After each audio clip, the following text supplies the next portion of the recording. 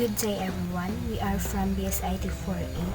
I am Judalisa Princess Anne, together with Joessa, Sherilyn Lee, and Lady Jane.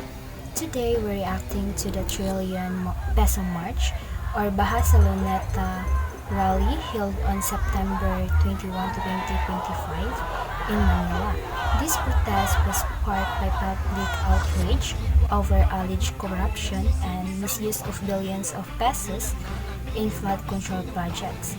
According to the Guardian, September 21, 2025, thousands of Filipinos gathered to demand accountability and transparency.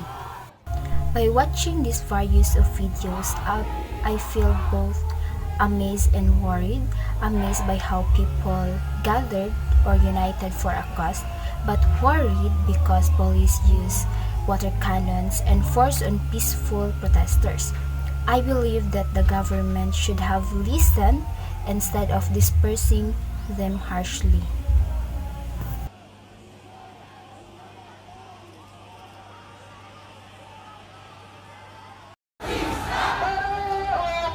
Watching this part, I can really feel the power and emotion behind their voices. Their chants echo a deep sense of frustration over unaddressed issues, yet at the same time, they reveal a strong sense of unity, courage, and hope.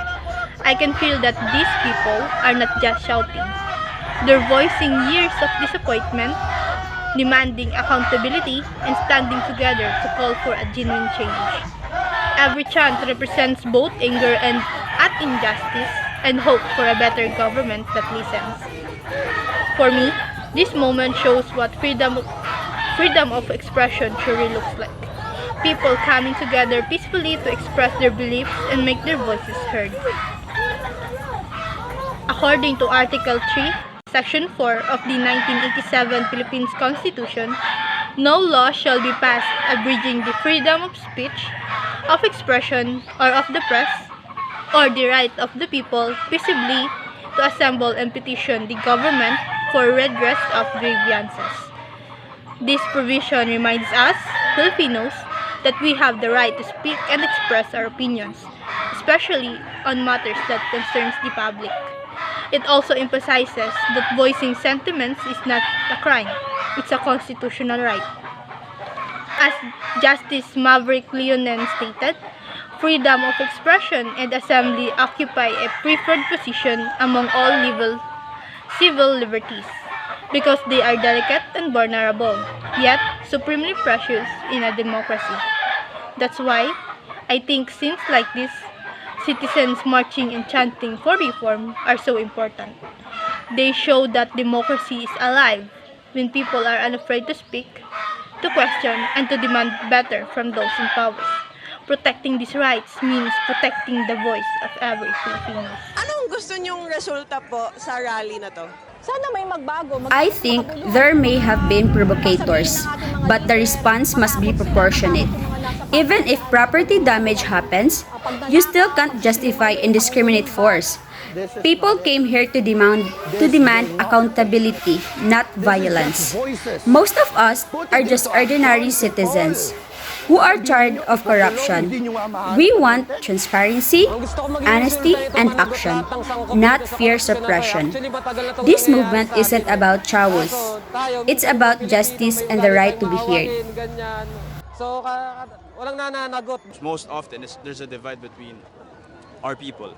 There's the stigma that rallying and going to protest has no effect or senseless. I hope everyone at home, the elders and the kids, would understand what it means and that we are only voicing out the concerns of our people. Video shows police and protesters clashing during a large anti-corruption rally in the Philippines. Thousands of people gathered to demand change, showing just how frustrated many citizens are. The strong police response highlights tensions around public protests. This event is a part of a larger global movement against corruption, and its outcome could influence the country's future direction. It also reminds us of the power people have when united for a common cause. That's all.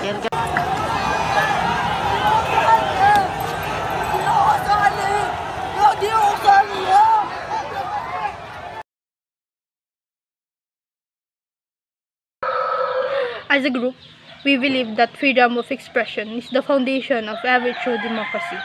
It empowers citizens to speak up and hold those in authority accountable without fears. Silencing these voices does not create peace or order. Instead, it weakens the public trust and endangers the right that keeps the government transparent.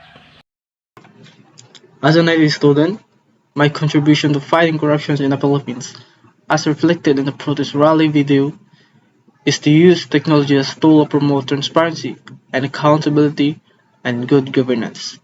By developing knowledge and skills and creating secure databases, online monitoring systems, and digital reporting platforms, I can help minimize opportunities for corruptions and data manipulations.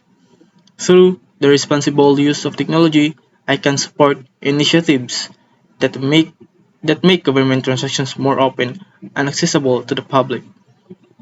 Furthermore, I can advocate for digital literacy, cybersecurity awareness, and ethical standards in handling information.